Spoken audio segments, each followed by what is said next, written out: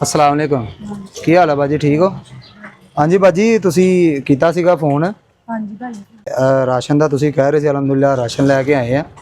दसो की मसला सीगा मेरी भैन नूं? बस भाई ने लात घर दी खराब आई होंदी। अंदर आ सकते हैं असी देख लीए की मसला। हाँ चलो बिस्मिल्लाह चुक के रख लेंगे।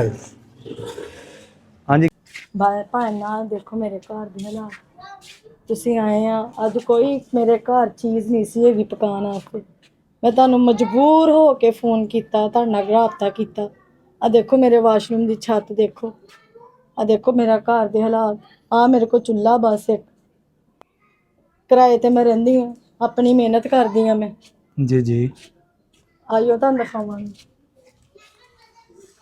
आ गई अंदर? ਹਾਂਜੀ ਹਾਂ ਮਿਹਨਤ ਕਰਦੀ ਮੈਂ ਆਪਣੀ ਦਸਤਾਨੇ ਸਿਲਾਈ ਕਰਦੀ ਅੱਛਾ ਇੱਥੇ ਤੁਸੀਂ ਆਪਣਾ ਕਰਦੇ ਆ ਕੰਮ ਹਾਂਜੀ, ਸਾਰਾ ਹਾਂਜੀ ਤੇ ਇੱਥੇ ਸਾਰਾ ਦਿਨ ਘਰ ਦੇ ਵਿੱਚ ਹੀ? ਹਾਂਜੀ ਤੇ ਆਪਣਾ ਬਾਜੀ ਇਹ ਕੀ ਗਲਵਜ਼ ਵਗੈਰਾ ਬਣਾ ਰਹੇ ਹਾਂਜੀ ਤੁਸੀਂ? ਦਸਤਾਨੇ ਆ ਭਾਈ ਤੁਸੀਂ ਆ ਮਾਸ਼ਾਅੱਲਾ ਮਜ਼ਦੂਰੀ ਹਾਂਜੀ ਕਰ ਆ ਰਹੇ। ਮਜ਼ਦੂਰੀ ਕਰਦੀ ਤੇ ਬਾਜੀ ਕਿੰਨੇ ਬੱਚੇ ਤੁਹਾਡੇ? ਦੋ ਬੱਚੇ ਭਾਈ ਮੇਰੇ ਇੱਕ ਬੇਟੀ ਇੱਕ ਬੇਟਾ ਮਾਸ਼ਾਅੱਲਾ ਇੱਕ ਬੇਟੀ ਹੈ ਤੇ ਇੱਕ ਬੇਟਾ। ਹਾਂਜੀ ਤੇ ਬਾਜੀ ਕੀ ਗੱਲ ਕੀ ਘਰ ਦੇ ਵਿੱਚ ਕੋਈ ਸ਼ੈ ਨਹੀਂ ਸੀ ਖਾਣ ਨੂੰ ਨਹੀਂ ਮੇਰੀ ਭੈਣ ਭਾਈ ਦੇ? ਕੁਛ ਨਹੀਂ ਸੀ ਮੈਂ ਮਜਬੂਰ ਹੋ ਕੇ ਤੁਹਾਨੂੰ ਫੋਨ ਕੀਤਾ ਤੁਹਾਡੀਆਂ ਵੀਡੀਓ ਵਗੈਰਾ ਦੇਖਦੀ ਰਹਿੰਦੀ ਕਿ ਤੁਸੀਂ ਜੀ, ਬਹੁਤ ਜੀ। ਅੱਛਾ ਕੰਮ ਕਰਦੇ ਆ ਜੀ ਜੀ ਮੈਂ ਬੜੀ ਮਜਬੂਰ ਹੋ ਕੇ ਤੁਹਾਡੇ ਨਾਲ ਰਾਬਤਾ ਕੀਤਾ ਕਿ ਮੇਰੇ ਘਰ ਇਸ ਟਾਈਮ ਕੋਈ ਚੀਜ਼ ਨਹੀਂ ਸੀ ਹੈਗੀ ਤੁਸੀਂ ਮੇਰੇ ਨਾਲ ਰਾਬਤਾ ਕੀਤਾ। ਹਾਂਜੀ ਤੁਸੀਂ ਮੈਨੂੰ ਕੁਝ ਚੰਦ ਤਸਵੀਰਾਂ ਭੇਜੀਆਂ ਹਾਂਜੀ ਭਾਈ ਬਰਤਨਾਂ ਦੀਆਂ ਕਿ ਬਰਤਨਾਂ ਹਾਂਜੀ। ਮੈਂ ਵੇਖੇ ਸੀ ਖਾਲੀ ਸੀ ਹਾਂਜੀ ਤੇ ਮੈਂ ਅਲਹਮਦੁਲਿਲਾ ਦੇਖੋ ਆਇਆ ਨਹੀਂ ਆਪਣੀ ਹਾਂਜੀ ਭੈਣ ਦੇ ਭਾਈ, ਘਰ ਹਾਂਜੀ ਤੇ ਤੁਸੀਂ ਮੈਂ ਅਲਹਮਦੁਲਿਲਾ ਰਾਸ਼ਨ ਲੈ ਕੇ ਆਇਆ ਆਪਣੀ ਭੈਣ ਵਾਸਤੇ।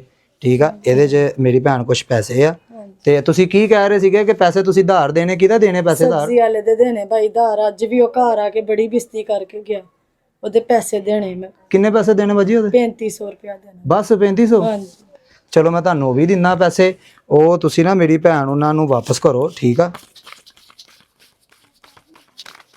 ਹਲੋ ਬਾਜੀ ਠੀਕ ਆ ਮੇਰੀ ਭੈਣ ਹੁਣ ਤੁਸੀਂ ਰਾਜ਼ੀ ਆ? ਹਾਂਜੀ ਹੁਣ ਇਜਾਜ਼ਤ ਆ ਹੁਣ ਮੇਰੀ ਭੈਣ ਨੇ ਪਰੇਸ਼ਾਨ ਨਹੀਂ ਹੋਣਾ।